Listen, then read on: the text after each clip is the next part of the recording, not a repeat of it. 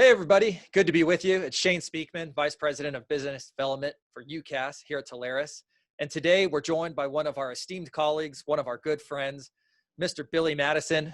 And Billy is the Vice President of North American Cloud Sales for Avaya.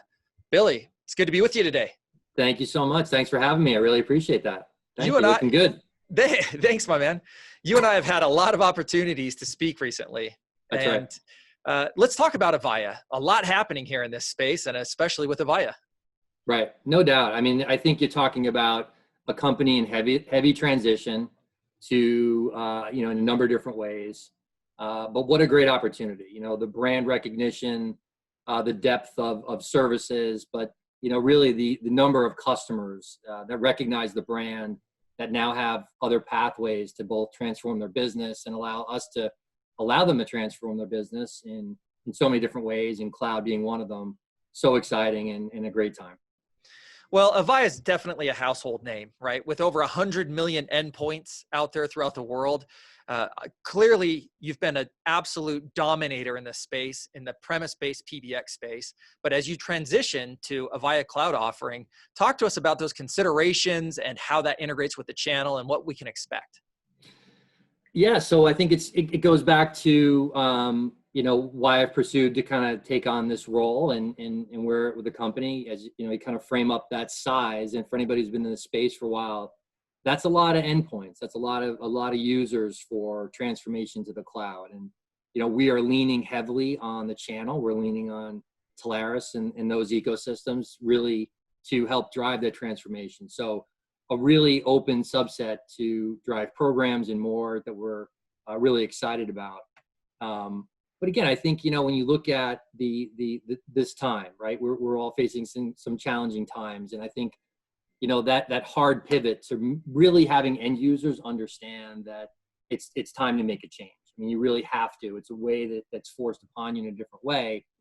Kind of similarly tells the tale of Avaya. When you look at their journey and where the company's going, maybe a little late to the game in some regards. I mean, just high level, but not in a bad light. I think you're able to kind of look at some of the successes and some of the failures of others that have come before us. And now with what we're doing around Avaya Cloud Office, we now have this pathway to really step on the gas and change the company, change the way end users consume services, and really give agents that, an additional bullet in their gun to go out and look for new business. And hopefully we're there with them. And we think we're putting up a great ecosystem to work in the channel. Well, if anybody knows how to build a channel, it's you, right? With your experience, with your previous life and what you're doing now, clearly it's working with us. Talk to us about the expansion and the regional support that you're hiring. Obviously, we have a fantastic resource for Telarus. We appreciate that. We use her regularly. Talk to us about the other positions and what you're doing.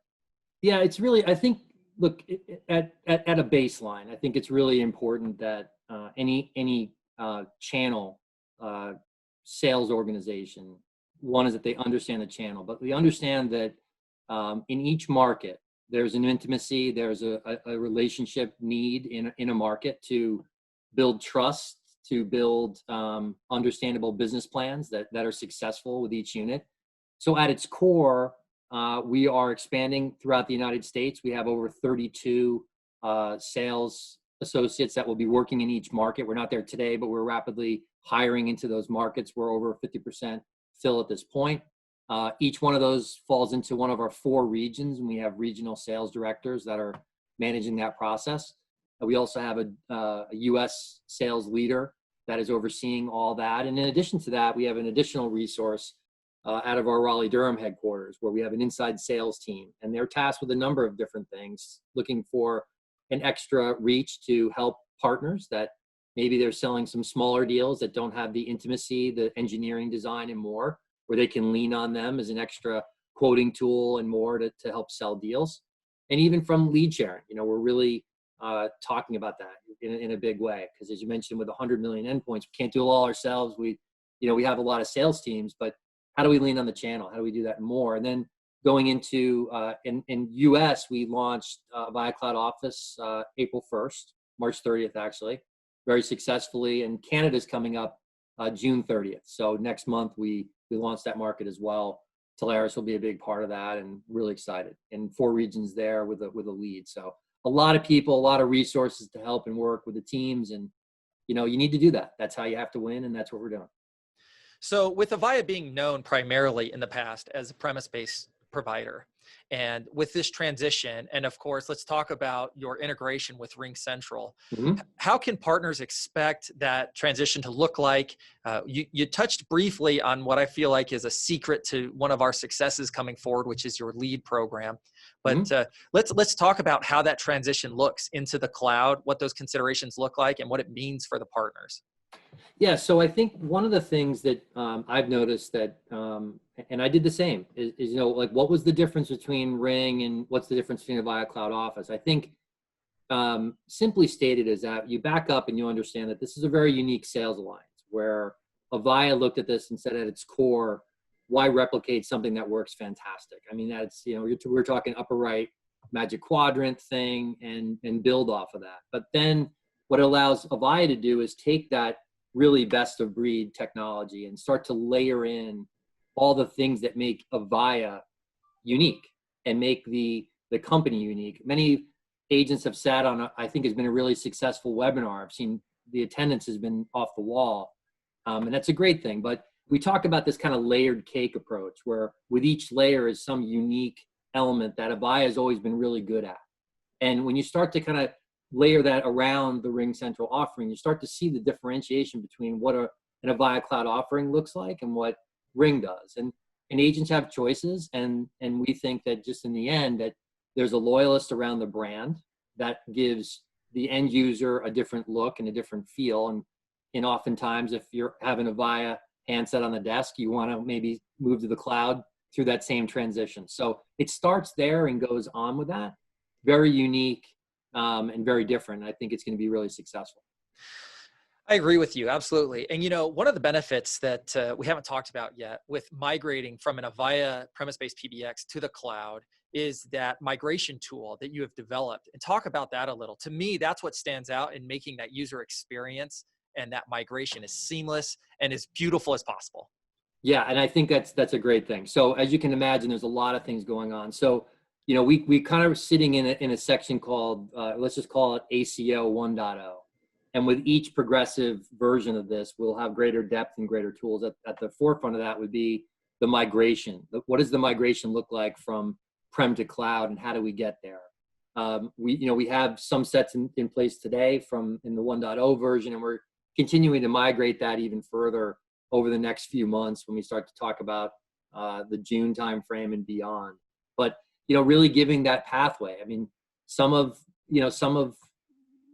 sales in general is just the fear of the unknown. How do we do this? I like my prem-based solution. What makes sense? And again, getting back to that Avaya brand, you know, a quarter of the world's prem-based solutions is an Avaya, customer. So knowing that there's a migration kit and a pathway and a know-how by none other than the manufacturer and the service provider themselves is a great tool. And we're really excited for that, but more to come as the more and more versions are rolled out over the course of this year. You know, we've seen, not necessarily within UCaaS, but in some of the other verticals where we offer services, that companies, especially large companies, will jump into our space and find that they pull out. And then they jump back in, and ultimately it ends in, I think, partners being really frustrated. Obviously, your dedication to the channel, Avaya's committed to the channel. Talk about the longevity, the strategy that you see with not just what's happening today, but what that roadmap looks like long term.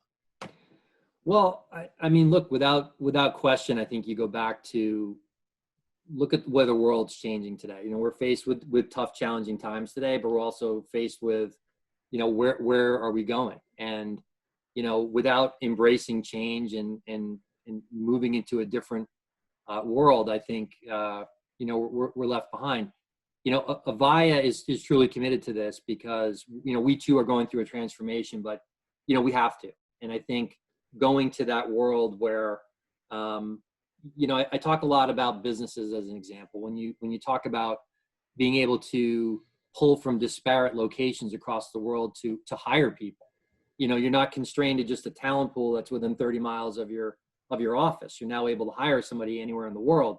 You can do that with the Avaya Cloud Office, right? So, from different sizes, not just by vertical, but from SMB, mid-market, and enterprise to different verticals, this is a very applicable thing. And I think, we're in it to win it. We're in it to be dedicated in there. And I think if you see, even in our recent releases from our earnings reports, is just the incredible transformation of the company going to the cloud, being in it, looking to have offerings that will be in it to win it and stay there for a while and beyond, and help transform to what inevitably this world's become today and what we're going to get to in the future. So we're really excited about that.